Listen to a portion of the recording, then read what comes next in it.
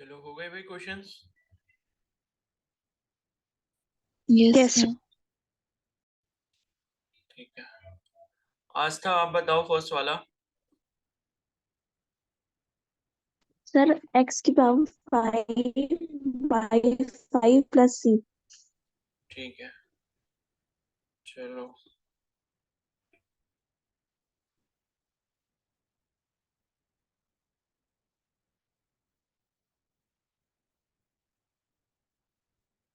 अजय आप बताओ सेकंड वाला।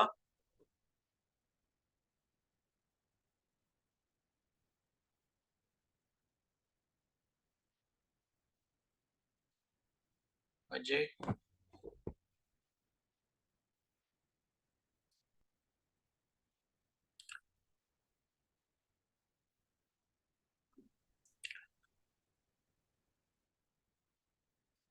अजय आवाज आ रही है?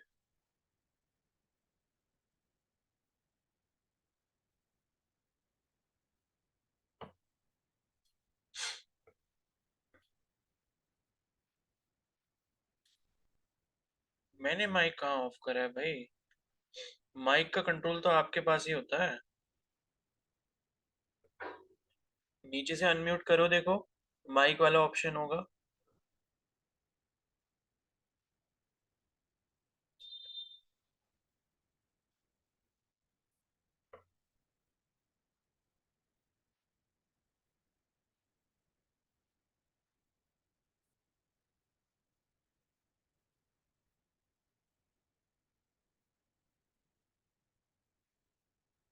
प्राची आप बताओ सेकंड वाला। Sir 44 × x³ / 3 + c। ठीक है, सना आप बताओ थर्ड वाला। Sir 33 × x⁻10/10 + c। ठीक है,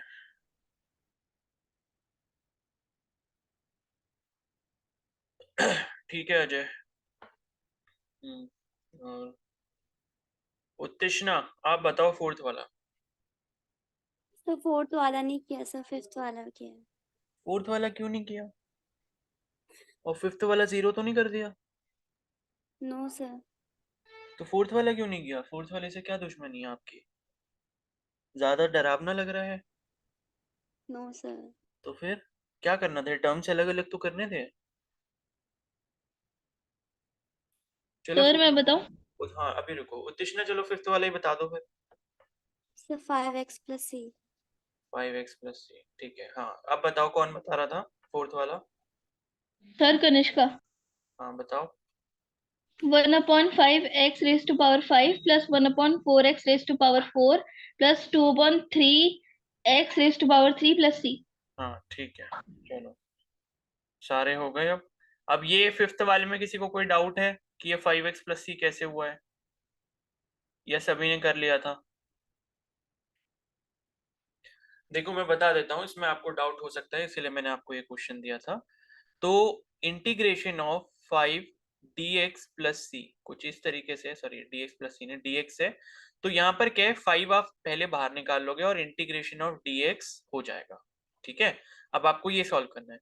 तो हमेशा ध्यान रखो यहाँ पर ये वाला जो फंक्शन है वो आपका इंटीग्रेशन फंक्शन है, और यहाँ पर ये वाला जो फंक्शन है ये आपका डिफरेंशिएशन वाला फंक्शन है। ठीक है, तो इससे क्या होगा, ये दोनों आपस में कैंसिल हो जाते हैं। इंटीग्रेशन और डिफरेंशिएशन आपस में दोनों जब फंक्शन आ गया पास पास, तो ये दोनों आपस में लड़ाई करके खत्म हो जाएंगे और बचेगा क्या, यहाँ पर x बचेगा। तो इस वजह से यहाँ पर 5x + c हो गया। ठीक है, दूसरा तरीका आपको मैं इसका बता देता हूं करने का, वो ये है कि 5 इंटीग्रेशन dx जैसे आपके पास बचा, आप इसको इस तरीके से लिख सकते हो, 5 × x⁻0 लिख सकता हूं मैं यहाँ पे। बिकॉज आपको पता है x⁻0 क्या होता है, 1 होता है। किसी की भी पावर अगर हम 0 करें तो वो 1 होता है। तो यहाँ पर बेसिकली dx के आगे कुछ भी नहीं है तो हम 1 मान लेते हैं, क्योंकि 1 मानने में हमारा क्या जा रहा है, 1 को आप किसी से भी मल्टीप्लाई करो वो वैसे का वैसे ही रहेगा, वैल्यू में कोई भी चेंज नहीं लेके आता। तो 1 की जगह मैंने x⁻0 कर दिया। अब x⁻0 में आप वही सेम फॉर्मूला लगा दो, क्या बन जाएगा ये, x⁻0 + 1 / 0 + 1 + c हो जाएगा। तो यहाँ पर क्या आया, 5 फिर x to the power 0 plus 1 यानी कि x टू द पावर 1 हो गया, या x लिख लो, और नीचे भी क्या हो गया 0 प्लस 1 1 हो गया, प्लस c यानी कि 5x प्लस c हो गया। क्या सभी को ये चीज क्लियर है? Yes sir. ठीक है, क्लियर है। चलो फोर्थ वाला पूछ रहे हैं, फोर्थ वाला भी बता देते हैं। ठीक है, देखो फोर्थ वाले में भी कुछ नहीं करना, आपको टर्म्स अलग अलग करने हैं। मैं इस क्वेश्चन को दोबारा लिख लेता हूँ, x to the power 4 plus x to the power 3 plus 2x square.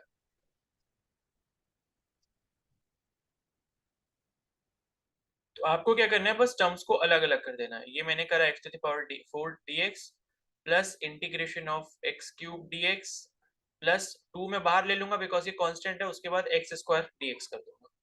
बस अब फिर से वही जो आपका पावर वाला रूल है वो इसमें अप्लाई कर दो, इंटीग्रेशन का जो पावर रूल है। x to the power 4 dx का क्या होगा, देखो यहाँ पर भी वही सेम ट्रिक है। आपको करना क्या है, आप x लिखो, पावर जो आपको ऊपर दिख रही है उसमें 1 बढ़ा दो, और वो जो पावर आपकी आई है वही सेम नीचे डिनोमिनेटर में लिख दो।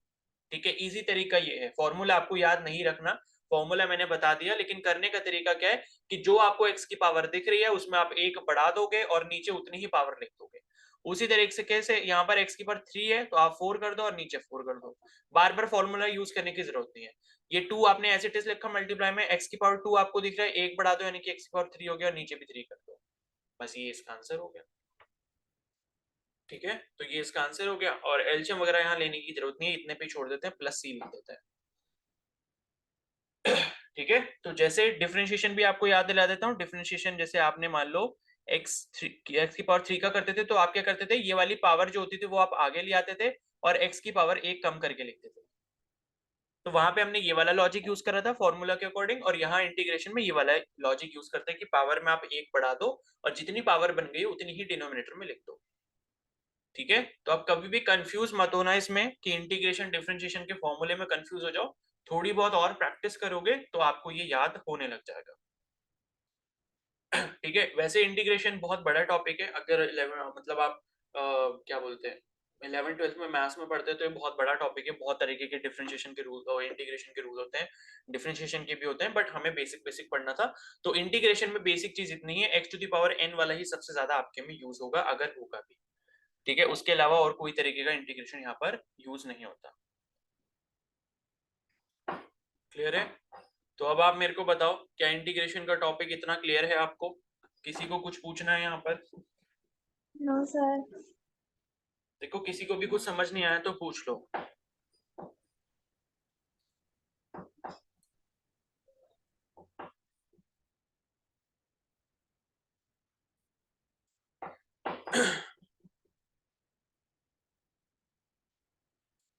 चलो फिर ठीक है, अब आगे बढ़ते हैं। तो फाइनली यहाँ पर मेरे को अब ऐसा लगता है कि हमने मैथ्स के जितने भी टॉपिक्स इंपॉर्टेंट थे वो सारे पढ़ लिए हैं। अब जैसे जैसे बीच बीच में जो कुछ अगर नया आ भी जाता है तो फिर हम उसको बाद में डिस्कस कर लेंगे, बट हमने इतना कर लिया कि बीच में हमें कहीं पर अब रुकना ना पड़े। ठीक है, तो अब हम यहाँ पर जो है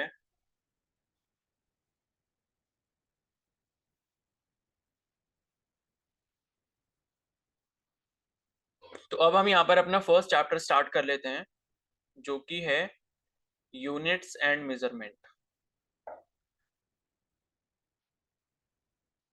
देखो ये चैप्टर ऐसा है कि इससे हर एग्जाम में 1 या 2 क्वेश्चन से ही आते हैं, लेकिन इस चैप्टर का रोल हर चैप्टर में आपको मिलने वाला है। ठीक है, इसलिए ये चैप्टर जो है मोस्ट इंपॉर्टेंट मेरे को लगता है अपने अकॉर्डिंग। ठीक है, तो ये एक ऐसा चैप्टर है जिसमें क्या है, मतलब आपको जिसका रोल आपको हर चैप्टर में यहाँ पर मिलने वाला है। तो इसमें से क्या क्या चीजें इंपॉर्टेंट है वो अभी हम डिस्कस करेंगे। तो 1 मिनट रुको, बस मैं एनसीईआरटी ओपन कर लो, बिकॉज एनसीईआरटी से कोई भी टॉपिक जो हमारा मिस नहीं होना चाहिए।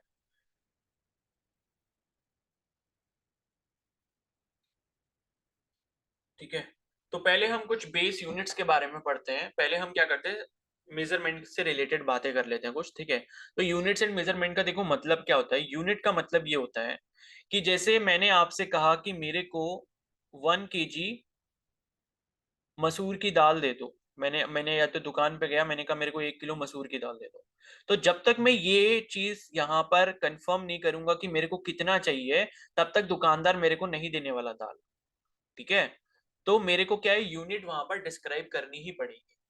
अगर मैं उससे बोल रहा हूँ कि मेरे को 1 पाव या फिर आधा किलो जो है मेरे को दाल दे दो, तो मैं केजी उसमें यूनिट बोल रहा हूँ। 1 पाव का मतलब ये होता है कि 0.250 केजी ये होता है, या फिर आप जिसको 250 ग्राम्स भी बोलते हो। तो जब तक मैं यूनिट को स्पेसिफाई नहीं करूंगा, दुकानदार मेरे को सामान नहीं देने वाला। ठीक है, अब ऑयल की अगर हम बात करते हैं, आपने कहा दुकानदार से कि आपने कहा कि मेरे को जो है 1 लीटर तेल दे दो सरसों का। तो आप इसमें लीटर जो है क्या बता रहे हो, यूनिट बता रहे हो। केजी में भी तेल बिकता है, ठीक है, कई बार लीटर में नहीं लोग बेचते तो केजी में भी बिकता है, बट लीटर और केजी में थोड़ा सा डिफरेंस होता है। कई बार केजी थोड़ा ज्यादा हो सकता है, कई बार लीटर थोड़ा ज्यादा हो सकता है, डेंसिटी पर डिपेंड करता है ये। ठीक है, लीटर में क्या है कि लीटर में तो देखो अमाउंट फिक्स रहेगा, चाहे आप 1 लीटर पेट्रोल लो, 1 लीटर आप सरसों का तेल लो, या फिर 1 लीटर आप जो है शहद ले लो, हनी।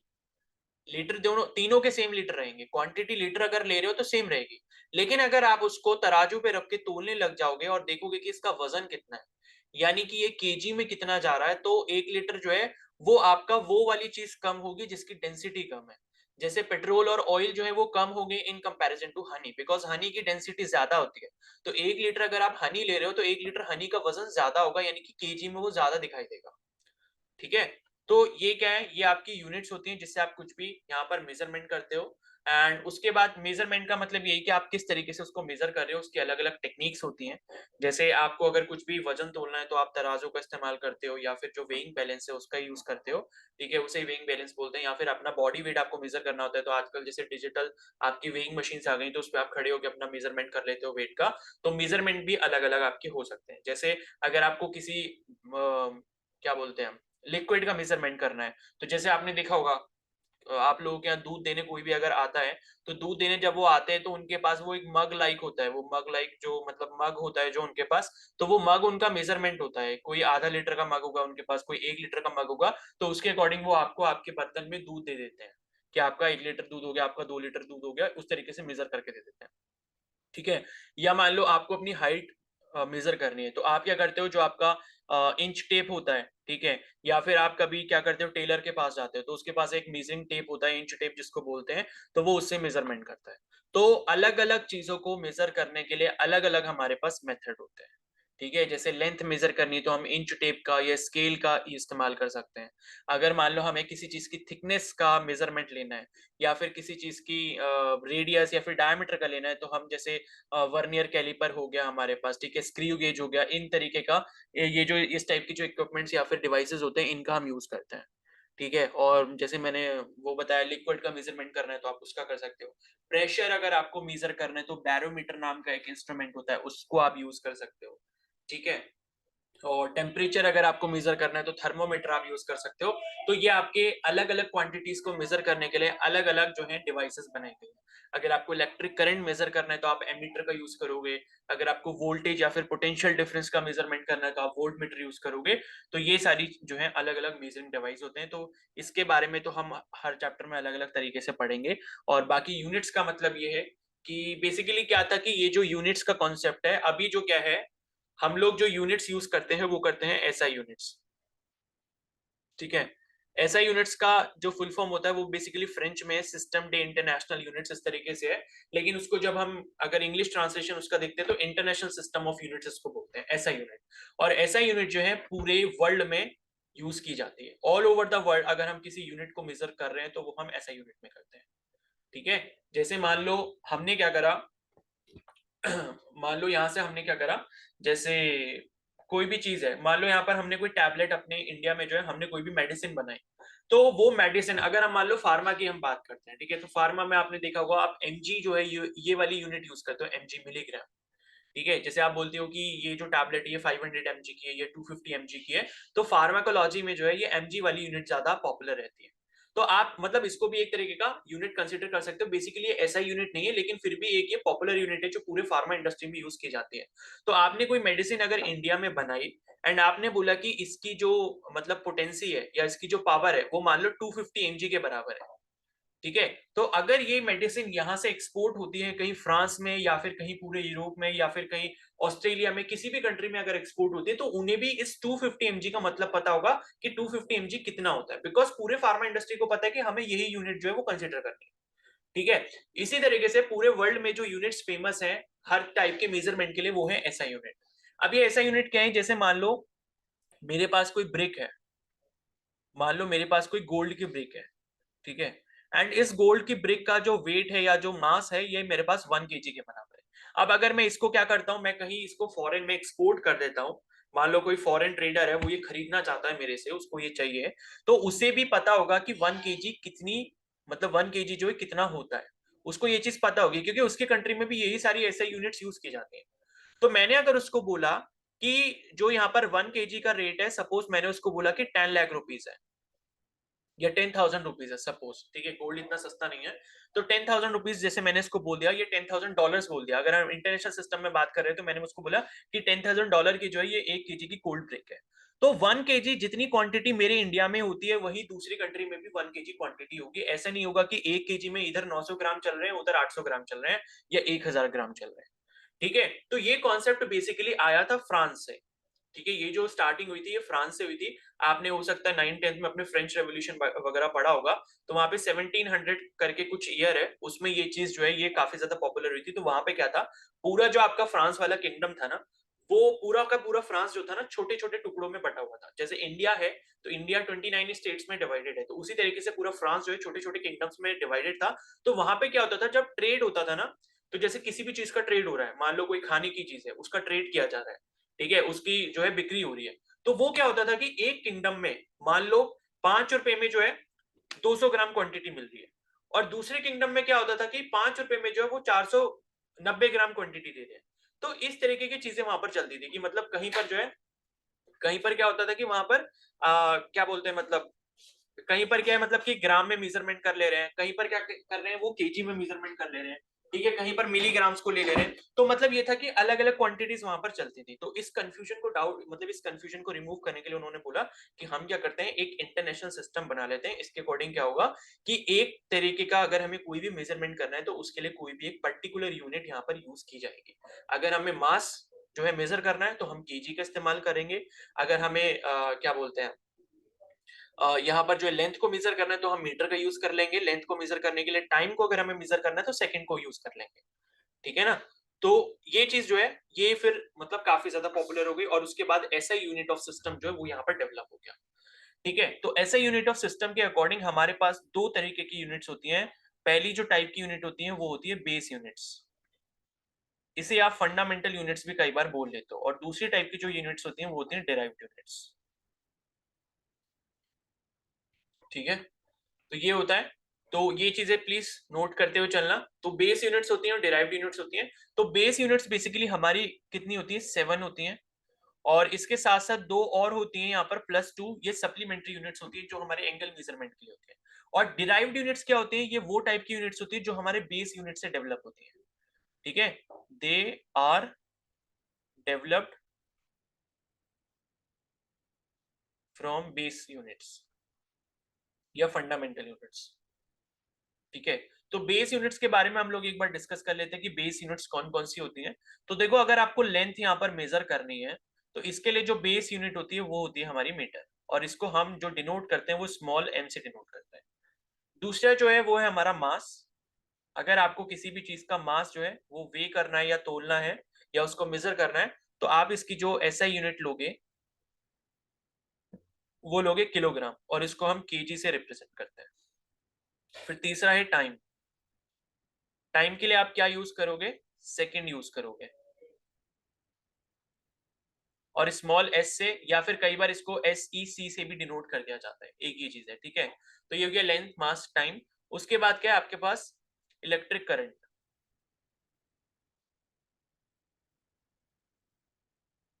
तो इलेक्ट्रिक करंट के लिए जो आप यहाँ पर SI यूनिट यहाँ पर जो यूज करते हो वो करते हो एम्पियर, एंड इसको कैपिटल A या फिर कई बार capital A small m small b से भी डिनोट कर दिया जाता है। ठीक है। तो ये 4 यूनिट्स आपकी ये वाली हो गई। उसके बाद होता है आपका टेम्परेचर।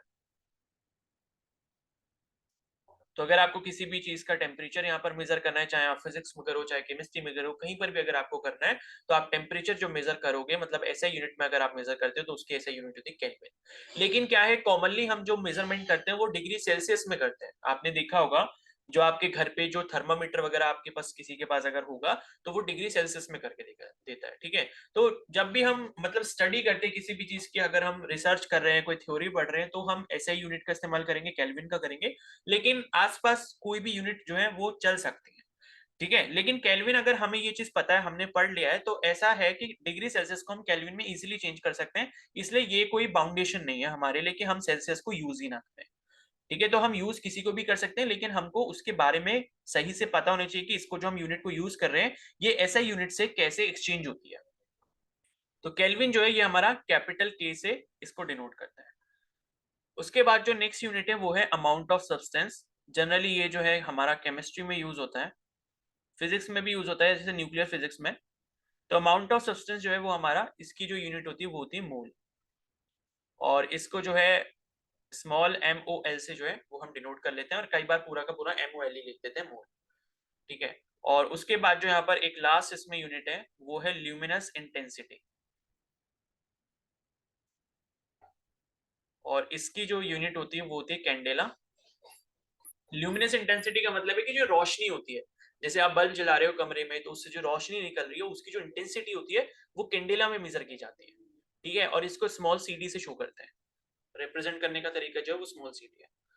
और इसके बाद जो है यहाँ पर दो और होती हैं, लेकिन मेरे को लग रहा है अब इन्होंने नई वाली NCERT से इन्होंने हटा दिया है, ठीक है, कोई दिक्कत नहीं है, लेकिन फिर भी मैं आपको बता देता हूँ। तो ये तो आपको 7 जो है बेस यूनिट्स अच्छे से याद होनी चाहिए, कौन सी किसकी होती है। कई बार यही क्वेश्चन पूछ लिया जाता है कि लुमिनस इंटेंसिटी की ऐसा यूनिट क्या है, ठीक है। इसी तरीके से जो बेसिक क्वेश्चन है यहाँ पर कई बार फॉर्म हो जाते हैं। और उसके बाद जो दो हमारी सप्लीमेंट्री यूनिट है, एक तो आपका होता है वो क्या बोलते हैं, एक तो आपका प्लेन एंगल होता है जिसको आप रेडियन में मेजरमेंट करते हो, ठीक है। रेडियन के बारे में ऑलरेडी हम लोग पढ़ चुके हैं, ठीक है। तो प्लेन एंगल की जो यूनिट है वो हमारी रेडियन होती है। और उसके बाद एक सॉलिड एंगल होता है, और ये रेडियन का मैंने आपको बताया था रिप्रेजेंट करते हैं, मतलब कैसे करते हैं और कैसे कन्वर्ट करते हैं डिग्री में से, ठीक है। और उसके बाद जो है सॉलिड एंगल की जो यूनिट है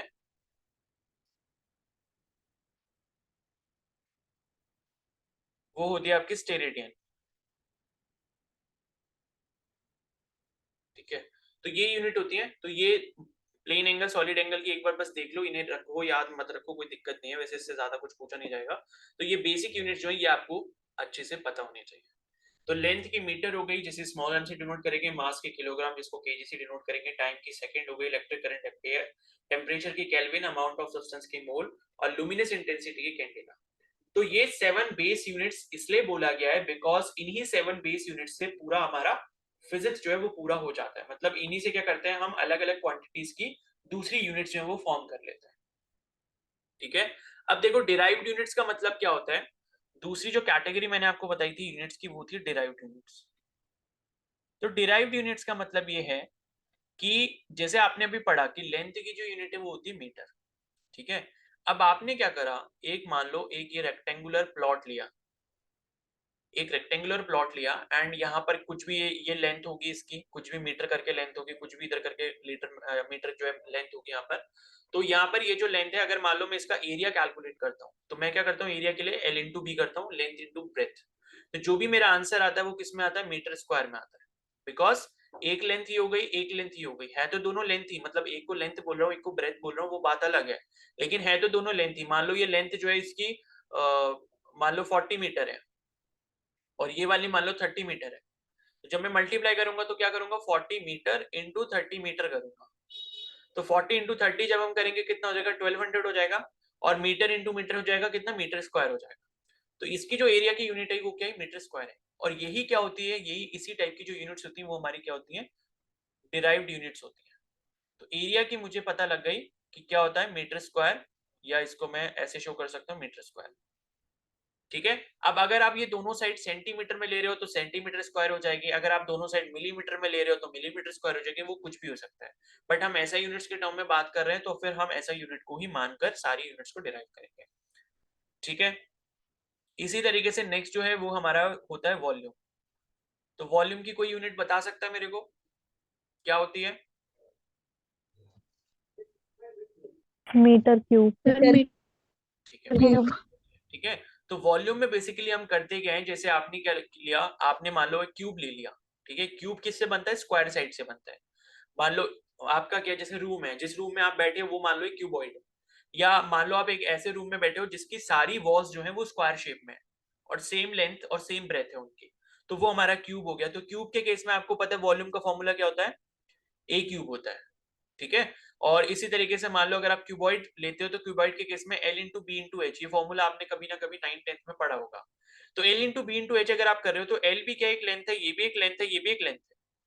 तो ये मैंने मान लो मीटर में ली, उसके बाद ये भी मैंने मान लो मीटर में ली, और उसके बाद मान लो मैंने हाइट भी मीटर में ली। तो ये मीटर मीटर मीटर जो है आपस में क्या हो जाएंगे, इसको 3m मत कर देना है, आपस में मल्टीप्लाई होगा, तो मीटर की पावर 3 हो जाएगी, यानी कि मीटर क्यूब हो जाएगी। तो वॉल्यूम की जो मेरी यूनिट है वो क्या हो गई, मीटर क्यूब हो गई। ठीक है, तो ये हो गया। उसके बाद आपको एक फॉर्मूला पता होगा, जैसे मान लो कि मेरे पास है speed is equal to distance upon time, ठीक है। तो आपको ये चीज पता है कि डिस्टेंस जो है वो क्या होता है, एक तरीके की लेंथ होती है। डिस्टेंस बोलो डिस्प्लेसमेंट बोलो, दोनों होती क्या है, लेंथ होती है, बट थोड़ा सा डिफरेंस होता है उसमें, वो हमें अभी आगे पढ़ेंगे। तो डिस्टेंस मान लो क्या है, लेंथ है, एक तरीके की लेंथ है, और लेंथ की यूनिट हमें पता है क्या होती है, मीटर होती है। और टाइम जो है, टाइम की यूनिट अभी हमने देखी है, ऐसा यूनिट क्या होती है, सेकंड होती है। तो यहाँ पर स्पीड की जो मुझे यूनिट मिल जाती है वो क्या मिल जाती है, मीटर पर सेकंड। इसको कई बार हम ऐसे भी रिप्रेजेंट कर देते हैं, मीटर सेकंड की पावर -1। ठीक है, अब ये चीज कैसे हुई, बिकॉज सेकंड की पावर नीचे जो है 1 है, अगर आप इसको ऊपर लेके जाओगे, ऊपर ले जाने पर क्या होगा, पावर का साइन क्या हो जाएगा, चेंज हो जाएगा। ये चीज हम पढ़ चुके हैं। तो 1 का क्या हो जाएगा, -1 हो जाएगा, इसलिए ms⁻⁻1 इस तरीके से भी कई बार इसको रिप्रेजेंट कर देते हैं। तो मीटर पर सेकंड जो वो हमारी क्या हो गई, स्पीड की यूनिट हो गई, और ये भी क्या है, एक तरीके की डिराइव्ड यूनिट। तो आप सारी अगर डिराइव्ड यूनिट देखोगे जो अभी तक हमने कर ली, जैसे मीटर स्क्वायर हो गया, मीटर क्यूब हो गया, मीटर पर सेकंड हो गया, इन सब में आपको बेस यूनिट्स दिखाई देंगे। जैसे एरिया और वॉल्यूम में आपको लेंथ की बेस यूनिट दिखाई दे रही है, स्पीड में आपको लेंथ और टाइम दोनों की बेस यूनिट दिखाई दे रही है। ठीक है, उसी तरीके से मान लो यहाँ पर मैं एक्सेलरेशन कंसिडर कर लेता हूं।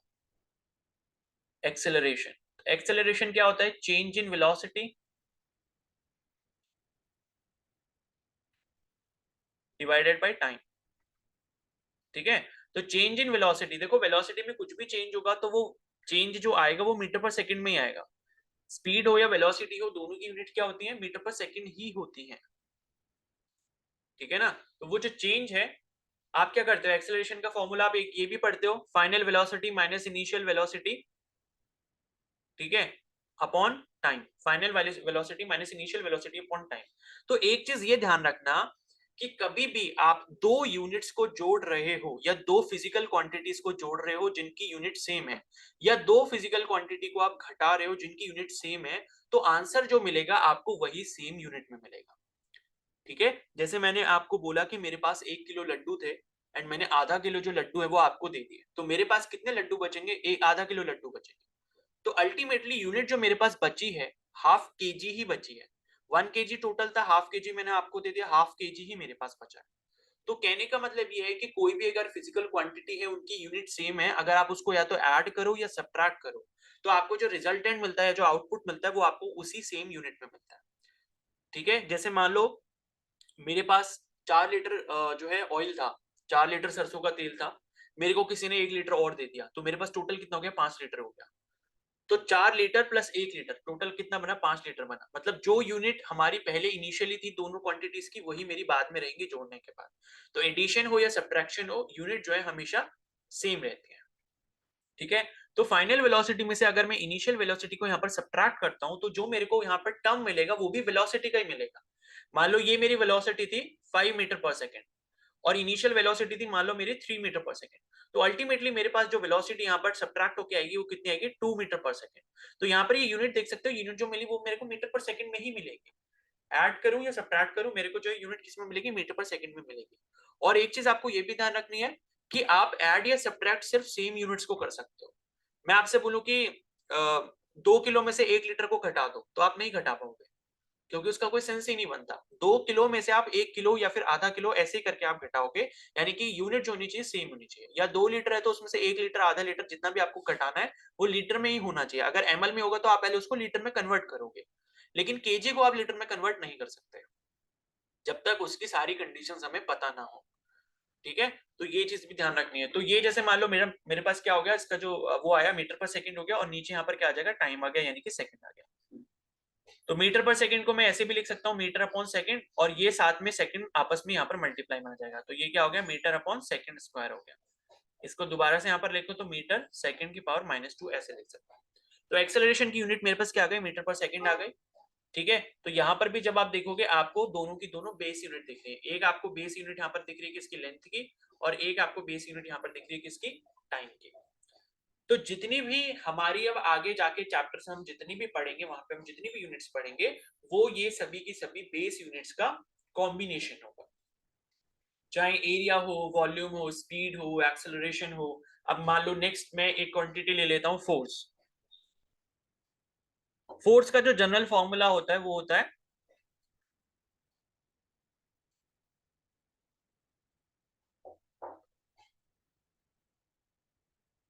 जैसे मास इनटू एक्सेलरेशन ले लिया मैंने, ठीक है, जो कि हमारा सेकंड लॉ ऑफ मोशन से आता है। तो मास इनटू एक्सेलरेशन हो गया। अब मास जो है वो मेरा क्या होता है, केजी होता है, और एक्सेलरेशन की अभी हमने यूनिट यहाँ पर पढ़ी है, वो क्या होती है, मीटर पर सेकंड स्क्वायर होती है। तो यही मेरी क्या बन गई, फाइनल यूनिट बन गई। मैं इसको ऐसे लिख सकता हूँ, kg into metre into second की पावर -2। तो केजी मीटर पर सेकंड स्क्वायर जो है वो मेरी क्या हो गई, फोर्स की यूनिट हो गई। और इसी यूनिट को आप क्या बोल देते हो, न्यूटन बोल देते हो। न्यूटन या फिर कैपिटल एन से इसको डिनोट कर देते हो। ठीक है, तो न्यूटन जो आप बोलते हो, उस न्यूटन के पीछे ये 3 क्वांटिटीज छुपी हुई हैं। इसी को आप कंसीडर करके क्या बोल देते हो, न्यूटन बोल देते हो। क्लियर है। और जैसे मान लो आप क्या बोलते हो, प्रेशर है। प्रेशर सपोज आपके पास एक फिजिकल क्वांटिटी है। प्रेशर का फॉर्मूला क्या होता है, फोर्स अपॉन एरिया या थ्रस्ट अपॉन एरिया। ठीक है, तो फोर्स की यूनिट क्या हो गई, न्यूटन हो गई, और एरिया की यूनिट क्या हो गई, मीटर स्क्वायर हो गई। अब न्यूटन को भी अगर हम पूरा एक्सपैंड करके लिख दें इसकी यूनिट को, तो अभी हमने पढ़ा न्यूटन क्या होता है, केजी मीटर पर सेकंड स्क्वायर होता है, और नीचे यहाँ पर जब आप आओगे मीटर स्क्वायर हो गया। तो ऊपर वाले 1 मीटर से 1 मीटर अगर मैं कैंसिल कर देता हूँ तो मेरे को जो यहाँ पर मिल जाएगा वो मिल जाएगा केजी पर मीटर, क्योंकि मीटर नीचे था तो मीटर को अगर मैं ऊपर ले आऊंगा तो मीटर के पावर -1 हो जाएगा, और सेकंड की पावर यहाँ पर -2 हो जाएगा। तो यही जो आपके पास यूनिट आई है प्रेशर की, इसी को आप क्या बोल देते हो, पास्कल बोल देते हो।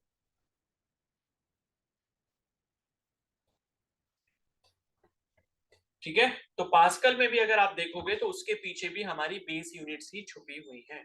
तो जितनी भी आप यूनिट्स यहाँ पर अलग अलग क्वांटिटीज की डिराइव करते जाओगे, उसमें सिर्फ और सिर्फ आपको बेस यूनिट्स ही दिखाई देंगी। बस उनकी पावर्स में चेंजेस हो सकते हैं, या फिर कोई ऐसा होगा, कोई न्यूमरेटर में होगा, कोई डिनोमिनेटर में होगा, लेकिन अल्टीमेटली वो बने किससे होंगे, बेस यूनिट से बने होंगे।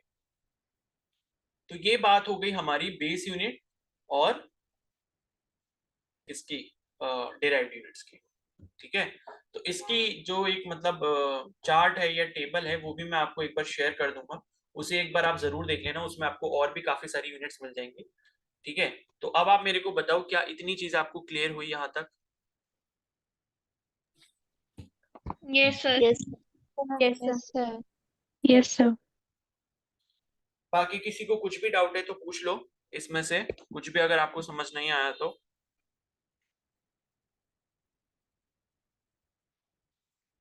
किसी को कुछ भी पूछना है तो पूछ सकता है।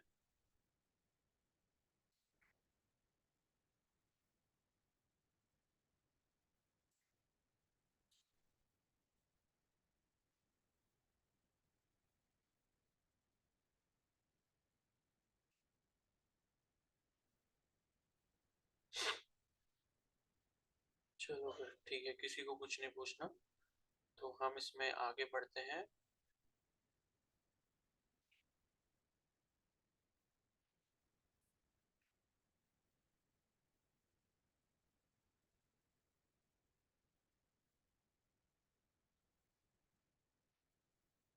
चलो, अब मैं आपको क्या कर रहा हूँ, कुछ यहाँ पे होमवर्क दे रहा हूँ जो आपको करना है और कल मेरे को दिखाना है।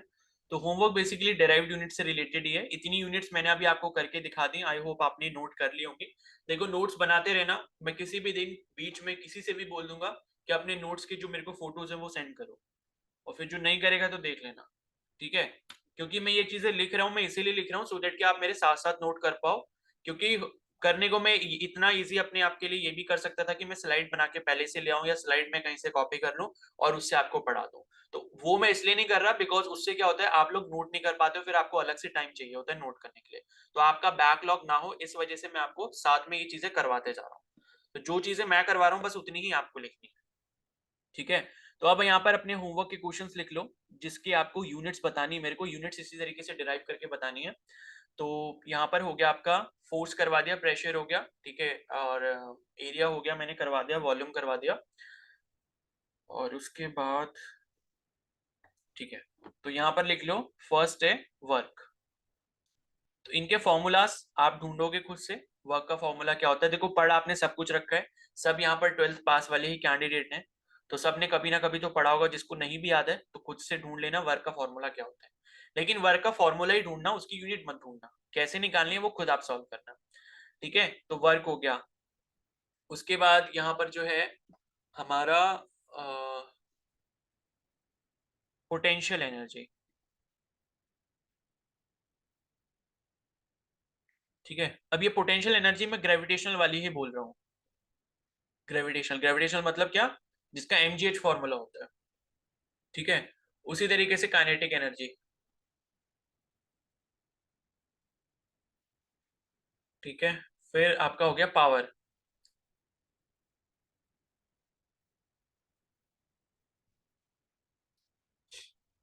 और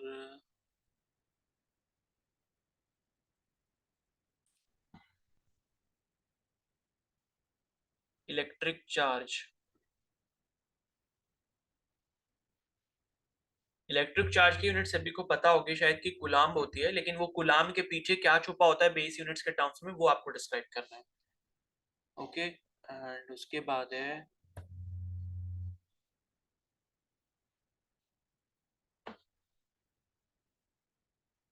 स्ट्रेस, ठीक है। ये स्ट्रेस फिजिक्स वाला है, ये वो नहीं है जो आप लोग ले लेते हो, ठीक है, तो ये वो वाला स्ट्रेस है।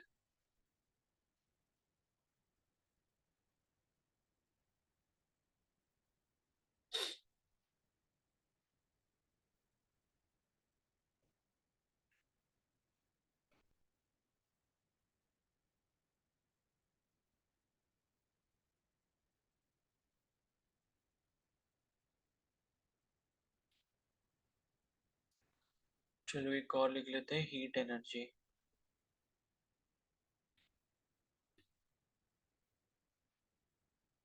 ठीक है।